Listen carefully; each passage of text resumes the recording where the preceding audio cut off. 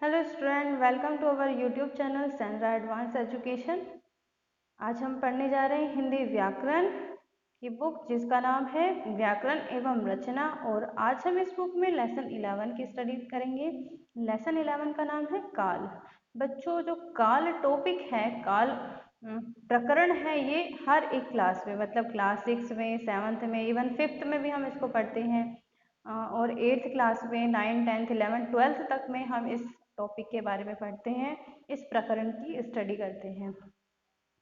तो इस टॉपिक को, इस वीडियो को कोई भी क्लास का बच्चा देख सकता है और वो काल के बारे में जानकारी प्राप्त कर सकता है कि काल क्या होते हैं, इसके भेद आदि के बारे में जान सकता है। आइए पढ़ते हैं लेसन को। काल, काल को इंग्लिश में टेंस बोला जाता है। क्रिया के जिस रूप से कार्य करने, होने या न होने के समय का बोध होता है, इस समय को ही क्रिया का काल कहते हैं। मतलब क्रिया के जिस रूप से हमें किसी काम के करने, होने या न होने के समय का बोध होता है, इसी समय को हम क्रिया का काल कहते हैं। मतलब जो समय हमें क्रिया के होने, मतलब कोई काम के होने या ना होने का पता बताता है या समय का बोध कराता है, इसी को हम क्रिया का काल कहते हैं। जैसे कविता पुस्तक पढ़ती है, मोहन ने क्रिकेट खेला, जय कल स्कूल नहीं जाएगा। उपयुक्त वाक्यों में पढ़ती है, खेला तथा जाएगा क्रिया पदों से कार्य के होने का समय ज्ञात हो रहा है। मतलब जो क्रियापद है, ये तो क्रिया शब्द हैं, इनसे हमें किसी काम के होने का बोध हो रहा है, किसी काम के होने का पता चल रहा है। क्रिया के संपन्न होने के इसी समय को हम काल कहते हैं। मतलब ये जो काम हो रहा है, क्रिया के संपन्न होने का जो ये समय है, इसी को हम काल कहते हैं। अब हम पढ़ते हैं काल के भेद के बारे में। तो हम काल को समझ चुके होंगे कि काल क्या होता है। क्रिया के जिस रूप से किसी काम के होने, ना होने के समय का पता चलता है, समय का बोध होता है, उसको हम उस क्रिया के काल, क्रिया का काल कहते हैं। काल निम्नलिखित 3 प्रकार के होते हैं। एक तो वर्तमान काल, एक भूतकाल और थर्ड वन है हमारा भविष्यत काल। तो इनके हम जो उपभाग हैं उनकी भी स्टडी करेंगे। अब हम पढ़ते हैं वर्तमान काल। विद्यमान समय वर्तमान काल कहलाता है। मतलब विद्यमान समय मतलब जो अभी चल रहा है, वो समय हमारा वर्तमान काल कहलाता है। जिस समय में हम जो भी काम कर रहे हैं, जो भी काम करते हैं, वो हमारा वर्तमान काल कहलाता है। जैसे अली खेलता है, डेविड पढ़ रहा है। उपयुक्त वाक्यों के क्रियापदों खेलता है, पढ़ रहा है से विद्यमान समय का बोध हो रहा है। मतलब वो अभी वर्तमान में क्या कर रहे हैं, हमें इन क्रिया पदों से, क्रिया शब्द जो है, उनसे ये पता चल पा रहा है कि वो वर्तमान में क्या काम कर रहे हैं। अतः ये क्रियाएं वर्तमान काल की हैं।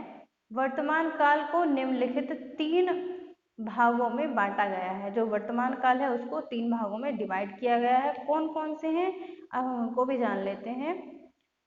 के सामान्य वर्तमान, क्रिया के जिस रूप से वर्तमान काल की क्रिया का सामान्य रूप से होना पाया जाए, उसे वर्तमान काल कहते हैं। मतलब क्रिया के सामान्य रूप से होना पाया जाता है, कोई काम होता है इसमें। जैसे मोना खेलती है, तो सामान्य रूप यहाँ पर दिया गया है वर्तमान काल का।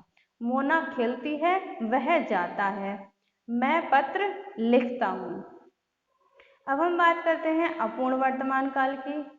क्रिया के जिस रूप से यह ज्ञात हो कि कार्य अभी चल रहा है, समाप्त नहीं हुआ है, वहाँ अपूर्ण वर्तमान काल होता है। मतलब क्रिया के जिस रूप से हमें यह पता चल रहा है कि वर्तमान में अभी काम चल रहा है, समाप्त नहीं हुआ है, तो वहाँ पर हमारा अपूर्ण वर्तमान काल होता है। जैसे मैं आपको पढ़ा रही हूँ या फिर आप लेसन पढ़ रहे हैं, तो हमारा काम अभी खत्म नहीं हुआ है, तो ये हमारा अपूर्ण वर्तमान काल में है।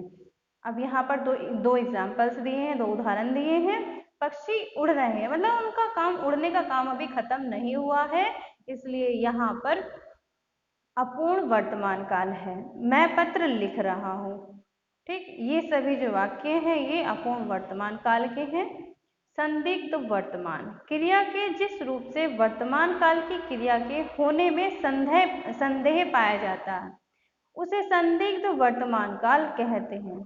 इसमें क्या होता है कि संदेह व्यक्त किया जाता है, जैसे बच्चा भूखा होगा, मतलब कुछ यहाँ पर पता नहीं चल पा रहा है कि क्या वास्तव में बच्चा भूखा है, यानी बस संभावना व्यक्त की जा रही है बच्चा भूखा होगा या मोना आती होगी। ठीक, तो जहाँ पर क्रिया के होने के समय, मतलब जो समय होता है उसमें संदेह व्यक्त किया जाता है, तो वहां पर हमारा संदिग्ध वर्तमान काल होता है। भूतकाल, बीते हुए काल को भूतकाल कहते हैं। जो समय बीत गया है उसको हम भूतकाल कहते हैं। जैसे सन 1857 में प्रथम स्वतंत्रता संग्राम हुआ, तो सन 1857 की बात की जा रही है, मतलब काफी टाइम पहले ये समय बीत चुका है, इसलिए ये हमारा भूतकाल का वाक्य है। सन 1947 में देश स्वतंत्र हो गया, तो ये भी काफी समय पुरानी बात है, तो ये समय हमारा बीत चुका है, इसलिए यहाँ पर भूतकाल है। इन वाक्यों में हुआ तथा हो गया क्रियाएं भूतकाल की, अर्थात क्रियाएं पहले हो चुके हैं, मतलब ये जो काम है जो अभी हमें बताए जा रहे हैं ये पहले हो चुके हैं, इसलिए ये जो क्रियाएं हैं ये भूतकाल की हैं। भूतकाल के निम्नलिखित 6 भेद होते हैं। सामान्य भूतकाल में क्या होता है, भूतकाल के सामान्य रूप को सामान्य भूतकाल कहते हैं, जैसे मोना पढ़ी, अलन रोया। ठीक है, किसको हम सामान्य भूतकाल कहते हैं, भूतकाल के सामान्य रूप को ही हम सामान्य भूतकाल कहते हैं। ठीक है, इसमें 2 वाक्य दिए गए हैं, उपयुक्त वाक्यों में पढ़ी व रोया सामान्य भूतकाल की क्रियाएं हैं। अब हम पढ़ते हैं आसन्न भूतकाल। क्रिया के जिस रूप से यह पता चले कि कार्य अभी अभी भूतकाल में पूरा हुआ है उसे आसन्न भूतकाल कहते हैं। मतलब क्रिया के जिस रूप से हमें ये पता चलता है कि काम अभी अभी हुआ है, जैसे कि हम एक एग्जाम्पल ले लेते हैं, अभी मैंने खाना खाया, मतलब अभी खाया थोड़ी सी देर पहले ही, तो वो काम जो है अभी अभी कंप्लीट हुआ है, पूरा हुआ है, तो ये जो काम है ये हमारा आसन्न भूतकाल में होगा। जैसे जय कमरे में भाग गया, अभी की क्रिया दी हुई है, ये हो चुकी हैं, लेकिन डेविड ने पुस्तक पढ़ ली है, अली घर गया। इन वाक्यों में भाग गया है, पढ़ ली है तथा गया है क्रियाओं से पता चलता है कि काम अभी अभी पूरा हुआ है, इसलिए जो क्रियाएं हैं ये आसन्न भूतकाल की हैं। पूर्ण भूतकाल, जब क्रिया भूतकाल में काफी समय पहले पूर्ण हो चुकी हो उसे पूर्ण भूतकाल कहते हैं। जब जो हमारी क्रिया होती है वो काफी समय पहले पूरी हो चुकी होती है, तो वहां पर हमारी पूर्ण भूतकाल होता है। जैसे अली 9 बजे सो चुका था, मोना घर जा चुकी थी, तो काफी समय पहले की ये बात की जा रही है। उपयुक्त वाक्यों में सो चुका था तथा जा चुकी थी क्रियाओं से पता चलता है कि आगे जाने और सोने का काम पूरा हो चुका है। ऐसी क्रियाएं पूर्ण भूतकाल की क्रियाएं हैं या क्रियाएं होती हैं। अपूर्ण भूतकाल, क्रिया के जिस रूप से यह पता चले कि क्रिया बीते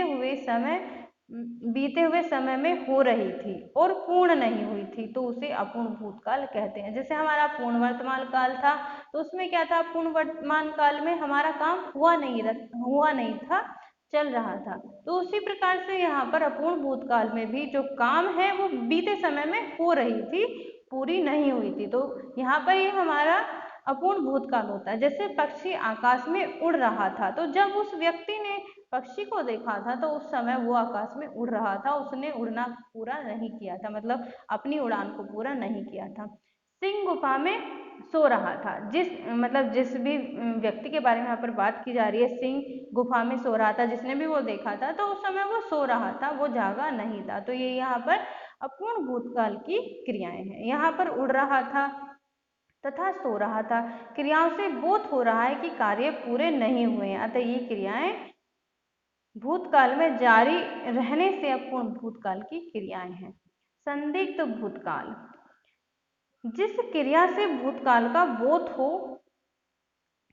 बोध तो हो लेकिन क्रिया के होने में संदेह हो, मतलब काम के होने का बोध तो हो रहा है लेकिन संदेह के साथ, क्रिया के होने में संदेह है, तो वहां पर संदिग्ध भूतकाल की क्रिया होती है या उसको संदिग्ध भूतकाल कहते हैं। जैसे अली ने गीत गाया होगा, तो यहाँ पर बताया नहीं जा रहा, पूरी तरीके से पता नहीं है, केवल संदेह के बेस पर ये कहा जा रहा है कि अली ने गीत गाया होगा या फिर मोना ने पुस्तक पढ़ी होगी। गाया होगा तथा पढ़ी होगी से काम के होने में संदेह है, अतः ये संदिग्ध भूतकाल की क्रियाएं हैं। हेतु, हेतुमत भूतकाल, जहां भूतकाल की एक क्रिया दूसरी क्रिया पर निर्भर होती है, मतलब एक दूसरे पर निर्भर होना है, यहाँ पर एक क्रिया दूसरी क्रिया पर निर्भर होती है जहां पर, तो वहां पर हमारा हेतु, हेतु मत भूतकाल होता है। जैसे सर्दी पड़ती तो बर्फ जमता, तो यहाँ पर कंडीशन आ गई है, अगर सर्दी पड़ती तो बर्फ जमता, ठीक है, नहीं पड़ती तो नहीं जमता। वर्षा होती तो अन्न होता, बर्फ जमना क्रिया सर्दी पड़ने पर निर्भर है, अन्न होना वर्षा पर निर्भर है, इसलिए यहाँ पर हेतु, हेतुमत भूतकाल है। अब हम पढ़ेंगे भविष्यत काल के बारे में, फ्यूचर टेंस के बारे में। आने वाले समय को भविष्यत काल कहते हैं। अच्छा, वर्तमान काल किसको कहते हैं? जो हमारा भी चल रहा है। भूतकाल हम कहते हैं जो समय बीत चुका है, और भविष्यत काल हम उसको कहते हैं जो समय आने वाला है। जो क्रियाएं हमारी भविष्य में होंगी वो हमारी भविष्य काल की क्रियाएं होंगी। जैसे पिताजी कल आएंगे, तो भविष्य में आएंगे, कल आएंगे। मोना सो रही होगी, उपयुक्त वाक्यों में आएंगे तथा सो रही होगी से भविष्यत काल का बोध हो रहा है, अतः ये भविष्यत काल की क्रियाएं हैं।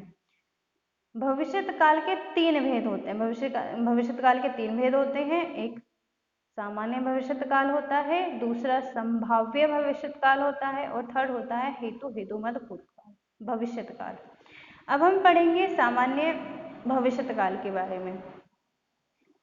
भविष्यत काल की जिस क्रिया से आने वाले समय में संपन्न कार्य होने का आभास होता है, मतलब फ्यूचर में आने वाले समय में किसी काम के होने का पता चलता है या फिर आभास होता है, तो वहां पर हमारा सामान्य भविष्यत काल कहलाता है या होता है। जैसे हम कल क्रिकेट मैच खेलेंगे, तो कल खेलेंगे, ठीक है, आभास हो रहा है यहाँ पर कल का।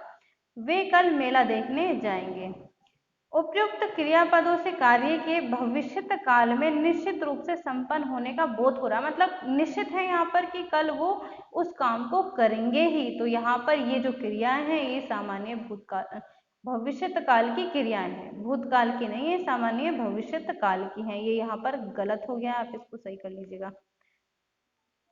अब हम बात करेंगे संभाव्य भविष्यत काल की।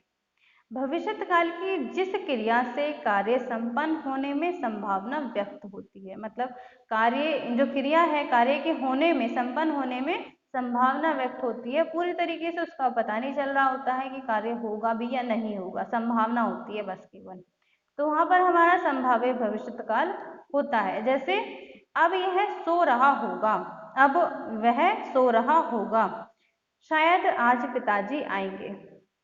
उपयुक्त वाक्यों के क्रियापदों से कार्य के संपन्न होने में संभावना व्यक्त की जा रही है, मतलब पक्का नहीं है कि काम होगा भी या नहीं होगा, इसलिए यहाँ की ये जो क्रियाएं दी गई हैं ये संभाव्य भविष्यत काल की क्रियाएं हैं। हेतु, हेतुमत भविष्यत काल, जब भविष्यत काल में संपन्न होने वाली क्रियाओं के संपन्न होने में कोई कारण निहित होता है, तो हेतु, हेतुमत भविष्यत काल कहलाता है। जैसे यदि तुम बोलो तो झगड़ा होगा, वही निर्भर वाली बात है। जैसे हमने हेतु, हेतुमत भविष्यत काल में भूतकाल में पढ़ा था, तो कंडीशन बेस्ड है यहाँ पर भी। यदि तुम बोले तो झगड़ा होगा, अगर तुम बोलोगे तो झगड़ा होगा, और अगर नहीं बोलोगे तो नहीं होगा। यदि तुम पढ़ोगे तो मैं सुनूंगा, अगर तुम पढ़ोगे तो ही तो मैं सुनूंगा। तो यहाँ पर भी जो क्रियाएं हैं वो एक दूसरे पर निर्भर हैं या फिर किसी कंडीशन पर बेस्ड हैं। उपयुक्त वाक्यों के क्रियापदों से कार्य भविष्यत काल में शर्त सहित संपन्न हो रहा है, मतलब एक शर्त दी गई है, एक कारण दे दिया गया है, एक कंडीशन दी गई है, उस कंडीशन के साथ काम वो हो रहा है। अतः ये जो क्रियाएं हैं ये हेतु हेतुमत भविष्यत काल की क्रियाएं हैं। तो ये था आज का लेसन, आज का टॉपिक, जिसमें आज हमने काल के बारे में बात की। वीडियो अच्छी लगी तो वीडियो को लाइक करना, शेयर करना, और अगर आपने अभी तक हमारे यूट्यूब चैनल को सब्सक्राइब नहीं किया है तो ऐसे ही इंफॉर्मेटिव वीडियोस के लिए सब्सक्राइब करें हमारे यूट्यूब चैनल को। Thank you for watching this video.